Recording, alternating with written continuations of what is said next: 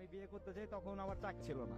তখন ওর মা বাবা ডিরেক্ট বলে যে না, বিয়ে দিতে পারবো না। তখন ও সবার সামনে একটা কথা বলছিল, আমার এখনো পরিপূর্ণ ভাবে মনে আছে, আমি ওর সাথে চলে যাবো। ও আমাকে যদি রাস্তায় নিয়ে রাখে তাতেও আমি থাকবো। তোমাদের যদি ভালো লাগে তোমরা আমাকে দিতে পারো, আর যদি না দাও আমি নিজে চলে যাবো, আমাকে আটকাতে পারবে না। তো তখন কথাটা শুই না, মানে এতটা ভালো লাগছিল আমার, আমি আসলে বলে বোঝাতে পারবো না যে এত ভালোবাসতে পারে কেউ।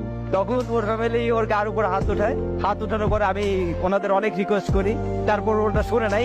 ও তখন আমার হাতটা ধরে সবার সামনে বলতেছে চল।